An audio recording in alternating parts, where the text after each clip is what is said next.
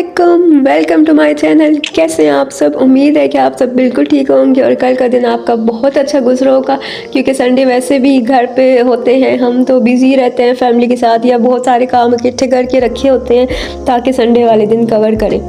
चलिए जी, स्टार्ट करते हैं अपना टॉपिक।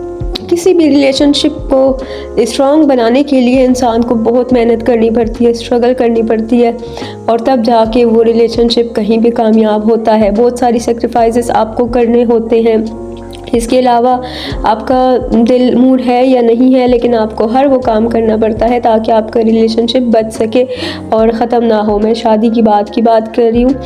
अब सवाल ये उठता है कि लव मैरिजेस क्यों नाकाम हो जाती हैं, जिसे इतनी मेहनत से आपने हासिल किया होता है या जिस रिश्ते के लिए आपने स्ट्रगल की होती है। अगर वो फ़ीमेल है तो उसे भी मुश्किल होती है घर वालों को मनाने में, क्योंकि लव मैरिज को अभी तक हमारे थोड़ा गलत समझा जाता है, जबकि इस्लाम में ऐसा नहीं है। इस्लाम ने इजाज़त दी है कि पहले लड़की से मर्ज़ी पूछो, उसके बाद उसकी शादी करो, लेकिन यहाँ ऐसा नहीं होता।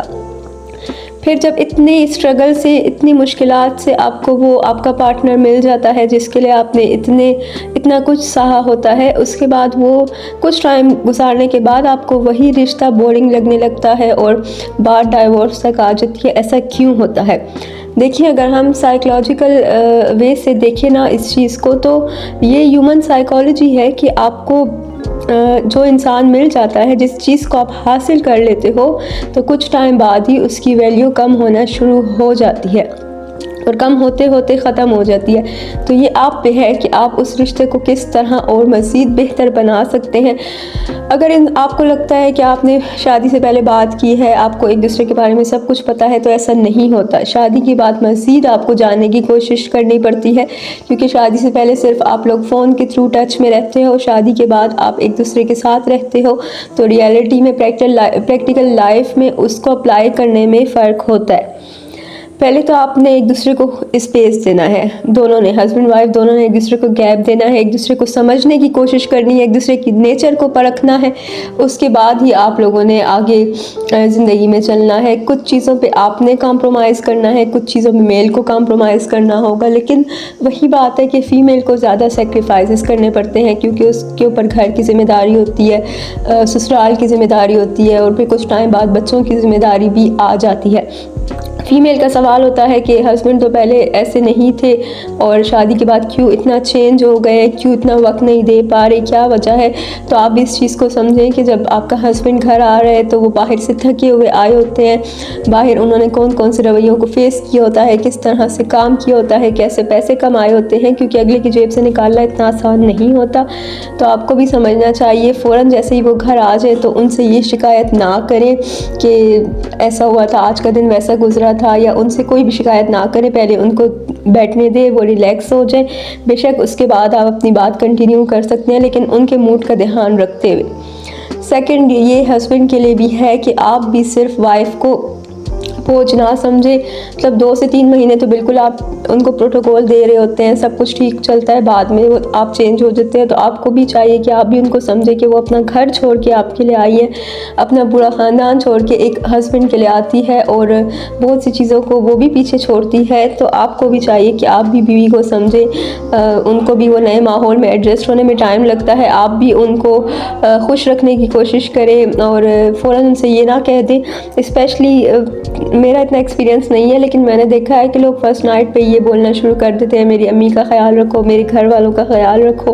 तो देखिए, ये चीज़ें तो आपकी पूरी लाइफ के लिए पड़ी हुई है ना, आप बाद में भी कह सकते हैं। तो कोशिश करें कि एक दूसरे को समझने से रिश्ते की शुरुआत करें, ना कि आप फर्स्ट टाइम ही वाइफ को ये बोल दें कि उसने ज़िम्मेदारी पूरी करनी है। अगर उनको पता होगा तो वो अपनी ज़िम्मेदारी खुद ही निभा लेंगी, आपको बताने की ज़रूरत नहीं पड़ेगी। और अपना रिश्ता मजबूत करने के लिए औरत को चाहिए कि वो ख़ुद को थोड़ा सा तैयार होके बैठे। हस्बैंड जिस तरह उसको पसंद है उस तरह ख़ुद को ढाल ले, ताकि वो किसी और औरत की तरफ ना जा सके, क्योंकि एक औरत ही दूसरी औरत का घर ख़राब करती है। और मस्ट ये चीज़ है कि आपका हस्बैंड अगर किसी और की तरफ अट्रैक्ट हो रहा है तो आप कोशिश करें कि आप ख़ुद में वो चीज़ें डेवलप करें कि उनको जो जो पसंद है, ताकि वो उनकी अट्रैक्शन बाहर की तरफ ना हो। फिर मेल के लिए भी ऐसा ही है कि वो भी अपनी वाइफ की तारीफ़ करें। अगर वो खाना खाना बना रही हैं तो बताएं उनको कि खाना अच्छा बना है, आज वो अच्छी लग रही है, घर को उन्होंने अच्छे से संभाला है, घर की सफाई अच्छे से हुई है। छोटी छोटी चीज़ पे उनकी तारीफ़ करें ताकि उनको भी थोड़ी सी मोटिवेशन मिल सके, क्योंकि वो आपके लिए सारे घर का ध्यान रखती हैं, अपना ध्यान रखती हैं और बाकी सारी चीज़ों को देख रही होती हैं। तो आपका भी फ़र्ज़ बनता है कि उनको छोटी छोटी चीज़ों पे अप्रिशिएट करें। इसके अलावा यही टिप्स होती हैं जिन पे आप फॉलो करके हस्बैंड वाइफ का रिलेशन आप उनको कामयाब कर सकते हो। इस और तो कोई ऐसी चीज़ है ही नहीं, बस यही होता है कि आपने कॉम्प्रोमाइज़ सेक्रीफाइसेस करने होते हैं और इसी तरह अपने रिलेशन को बचा के रखना होता है। और कोशिश करें कि यही सब कुछ करें ताकि बात डाइवोर्स तक ना आए, क्योंकि एक तो डाइवोर्स को माशरे में भी गलत समझते हैं, दूसरा इस्लाम में भी बुरी चीज़ समझा जाता है। तो बस यही आप कोशिश करें कि अपने रिलेशनशिप को हेल्दी बनाएं, खुश रहें। छोटी छोटी बातें होती हैं, अगर इंसान अडॉप्ट कर ले तो कोई इतना बड़ा इशू नहीं होता। और यही चीज़ें आप फॉलो करके ख़ुद को एक अपना रिलेशन और भी इंटरेस्टिंग बना सकते हैं। स्टार्ट के डेज़ थोड़े से मुश्किल होते हैं, बस वही आप एक दूसरे की नेचर को समझ लें तो आगे ज़िंदगी आसान हो जाती है। मैं उम्मीद करती हूँ कि आज की वीडियो आपको पसंद आई होगी, टॉपिक से थोड़ी चेंज थी। और अगर आपको वीडियो वाकई में पसंद आई तो आप चैनल को सब्सक्राइब कर लीजिए, वीडियो को लाइक मुझे कमेंट्स करा करें और अपना बहुत बहुत ख्याल रखें। आपसे मिलते हैं नेक्स्ट वीडियो में। आज के लिए इतना ही। Take care.